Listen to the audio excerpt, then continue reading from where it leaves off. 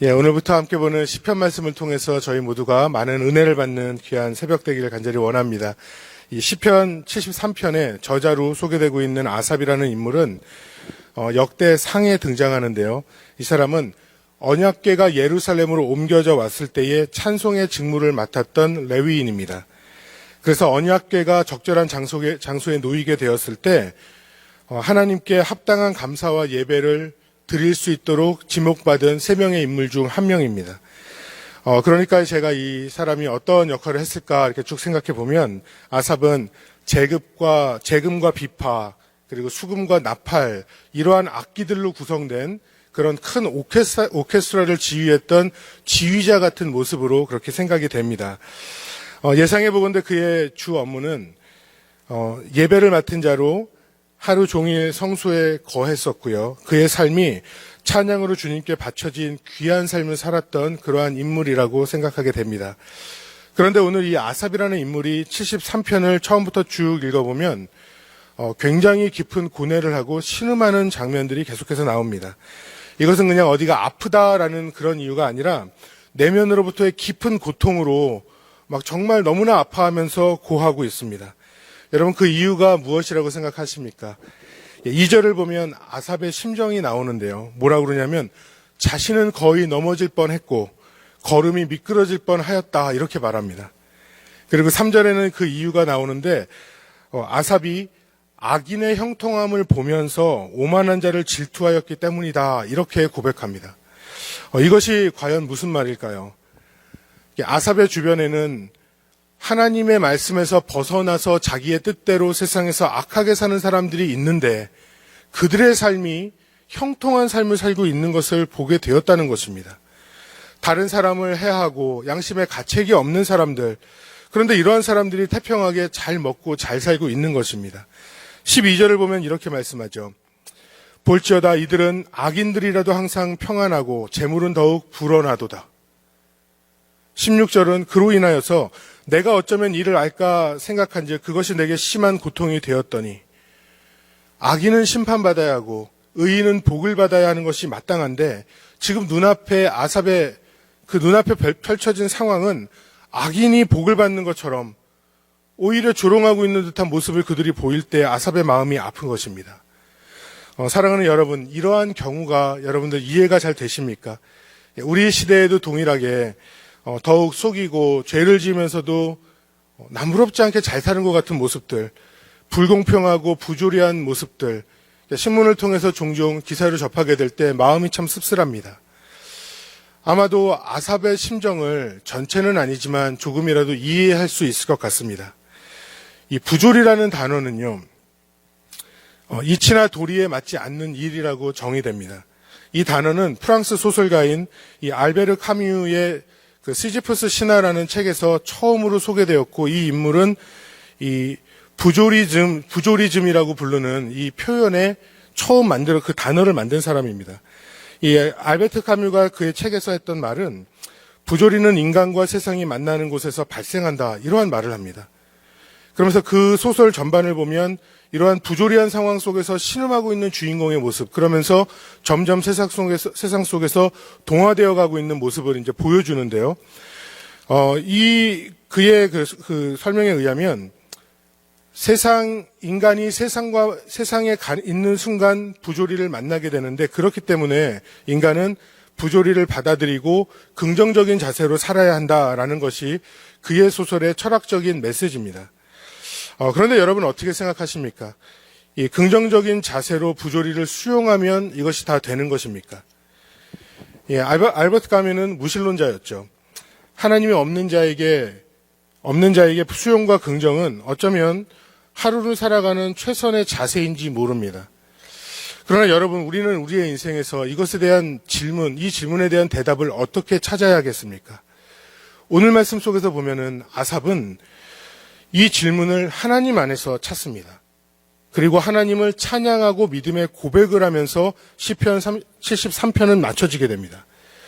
그가 고백하고 있는 그 고백의 핵심은요, 하나님의 선하심을 진정으로 이해할 때, 그것을 확신하고 체험할 때, 그때서 이 모든 질문에 대한 해답이 풀리기 시작한다는 겁니다.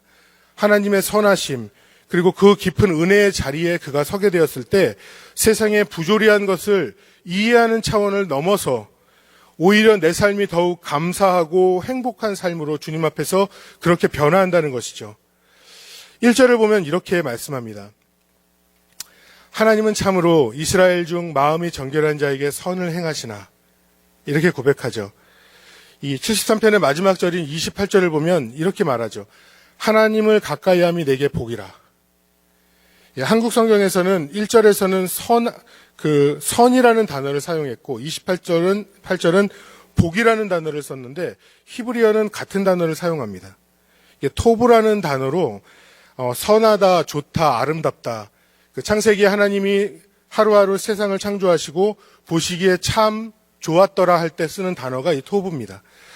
그러니까 아삽이 이 단어를 사용했을 때 처음에는 하나님은 선하시나 이러면서 그런데 이런 상황 속에서 내가 마음이 아픕니다. 이렇게 얘기를 해요. 그러다가 마지막 절에 가서는 그 상황 속에서 모든 것을 깨닫고 자신의 태도와 마음이 바뀌고 나서 하나님은 진정으로 선하시고 복이십니다. 이렇게 이제 바꿔서 고백을 하는 것이죠. 그러니까 이 중간의 과정을 보면 아삽에게 어떠한 변화가 있었는지, 무엇이 그의 믿음을 굳건하게 하고 그의 생각을 바꾸었는지를 찾아보게 됩니다. 조금만 더 깊이 이것을 살펴보기를 원하는데요. 첫 번째는 성소에서 기도할 때에 그는 하나님의 선하심을 깨달았습니다. 이 17절을 보면은 하나님의 성소에 들어갈 때에 이러면서 자신이 그들의 종말을 깨달았다라는 그런 말씀을 합니다. 저희들이 가지고 있는 더 센트 365의 오늘자 이 부분에 대한 해석을 구절을 설명한 것을 보면요. 이렇게 말을 해요. 부조리한 세상에 대한 하나님의 뜻을 알 길이 없어 근심하고 고민하던 아삽은 포기하지 않고 하나님의 성소에 들어가 기도를 합니다. 이렇게 말합니다. 물론 오늘 본문에서 기도라는 단어가 구체적으로 사용되지는 않았습니다. 그러나 이 장면을 놓고 볼 때 아삽은 자신이 가지고 있는 이 심적인 고통, 이해되지 않는 상황 속의 당황함과 이 분노를 어떻게 전하고 있습니까? 하나님 앞에서 쏟아놓고 있다는 겁니다. 이것이 중요한 거예요. 그가 지금 이 시편에서 전하고 있는 이 말씀은 다른 사람에게 원망하고 불평하는 것이 아닙니다. 혼자 중얼중얼대며 화를 내고 있는 것이 아닙니다. 그의 모든 생각과 원망, 분노까지도 하나님 앞에서 했다라는 것입니다. 그렇게 17절에서 성소에 들어갈 때야 깨달았나이다라는 이 말은 그가 이 문제를 가지고서 씨름하면서 하나님 앞에 나아갔을 때 기도의 그 응답이 성소에 들어가 주님을 깊이 만나게 되는 그 순간 이 응답을 받고 깨닫게 되었다라는 사실입니다. 사랑하는 여러분, 우리들이 꼭 기억할 수 있기를 간절히 바랍니다. 답답할 때가 있죠. 혼란하고 억울하고 실망되고 낙담될 때가 있습니다. 그런데 그 순간 내 지혜와 내 힘으로써 감당할 수 없을 때, 이것이 왜 벌어진 것인지 영문조차 모를 때 우리는 너무나 마음이 힘들고 무엇을 할지 모릅니다.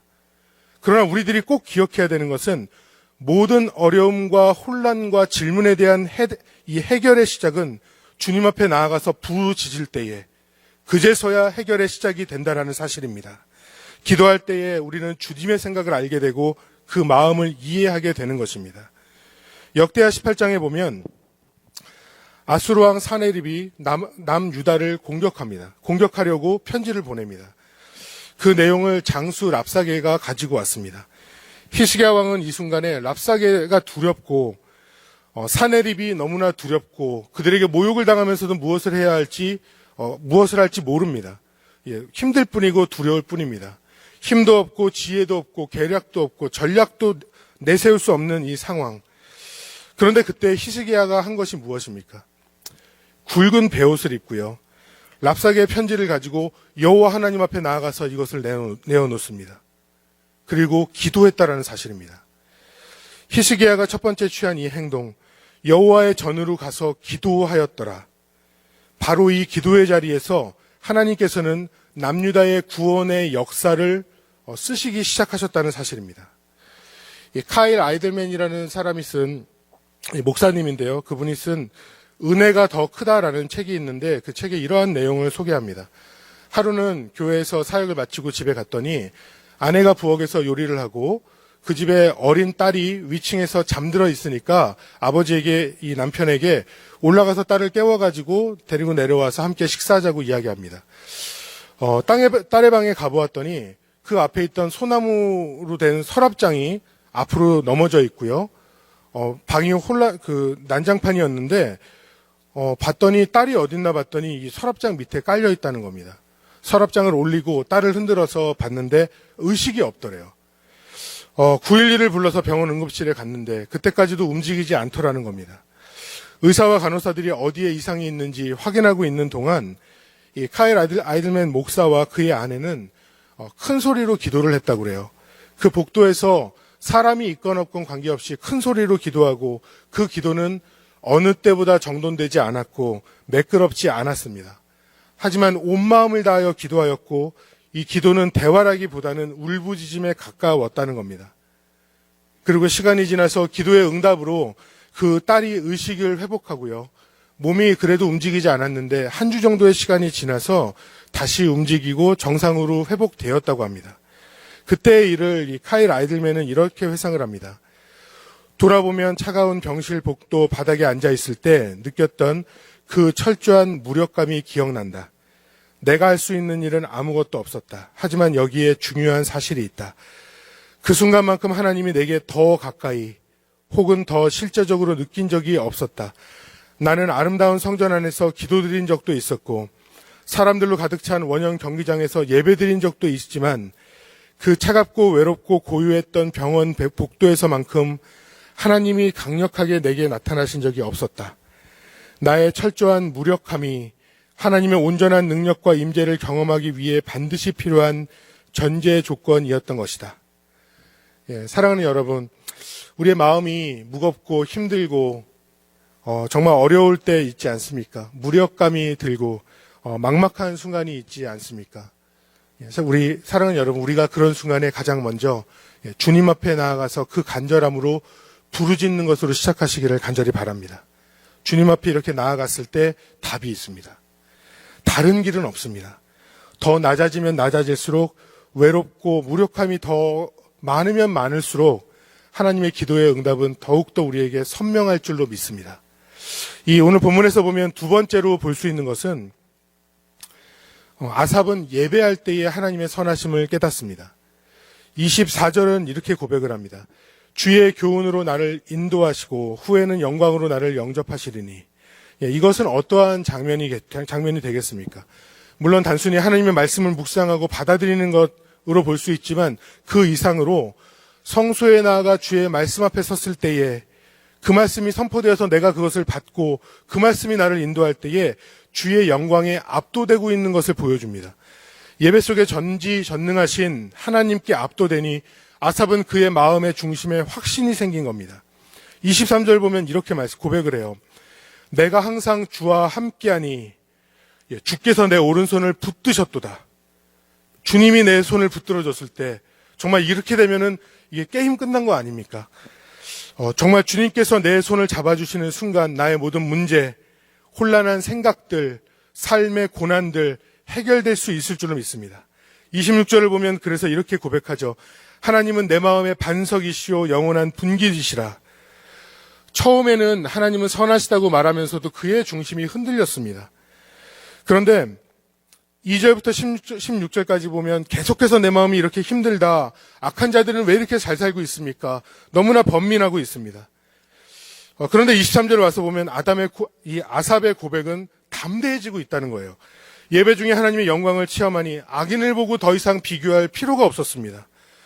그의 입술을 통해서 나는 정말 주님밖에 없습니다. 온 땅 위에서 주님만을 사모합니다. 고백하게 된 겁니다. 이렇게 예배를 드리는 동안 그의 마음과 생각에 변화가 생겼습니다.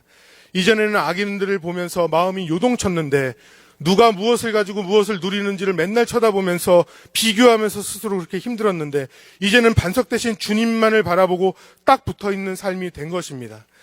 그리고 27절을 보면 주를 멀리하는 자는 망한다고 하고 28절에서 아삽은요. 하나님을 가까이함이 내게 복이라. 자신은 이토록 좋으신 하나님, 가장 좋은 것을 소유하였기에 주님을 늘 가까이 하면서 주님을 이것을 자랑하겠다 이렇게 고백하며 73편 말씀이 마무리 지어지게 됩니다. 사랑하는 여러분, 저는 이 심령의 어려움과 삶의 문제들, 이 모든 것들이 우리가 예배하는 중에 회복되는 역사가 있기를 간절히 소망합니다. 하나님의 말씀이 선포되고 하나님 앞에 드려지는 찬양이 있고 주님이 임재하시면서 나를 누구보다 잘 아시는 우리 주님께서 나의 깊은 곳에 그 응어리진 것들, 상처와 아픔들, 내 고민들, 주님이 이것을 붙잡으시고 풀어주시고 단순히 문제만 풀리는 것이 아니라 이것과는 비교도 안 되는 세상의 그 어떤 문제와 상황과는 그 크기와 그 능력조차 비교도 안 되는 전능하신 주님이 나와 함께 계시다는 것, 내 손을 붙잡고 계시다는 것을 우리가 예배 중에 체험할 수 있기를 간절히 소망합니다. 이것이 우리가 주님 앞에 드리는 주일의 예배가 되어야 할 것이고요. 오늘 금요 비상기도회를 드리는데 이 금요 비상기도회의 예배와 기도를 통하여서 문제가 해결되는 역사가 있기를 그렇게 간절히 소망합니다. 우리 주변에 힘들어하는 사람들이 너무나 많이 있습니다. 답답해하고요. 가정의 문제가 풀리지 않고요. 자녀와의 문제가 풀리지 않고요. 사업적으로 어려움이 있고요. 말로 할 수 없는 문제들이 있는데 무엇을 어떻게 해야 되는지 모르는 사람들이 참 많습니다. 우리가 알고 있는 분들이 있다면 여러분 주님 앞에 예배드리는 자리로 그들을 모셔오시기를 바랍니다. 우리가 할 수 있는 일입니다. 그들을 모셔왔을 때 주님께서 그 딱딱한 심령을 말씀으로 뚫으시고 하나님이 은혜를 부어주셔서 심령마다 회복되는 역사가 있기를 간절히 바랍니다. 그것이 우리의 주일 예배 또 금요일날 오늘 드리는 금요 비상기도회의 역사가 되기를 간절히 소망하고 그러한 한 영혼을 변화시키고 회복시키는데 귀하게 쓰임받는 그런 저와 여러분이 되시기를 우리 주 예수님의 이름으로 간절히 축원합니다.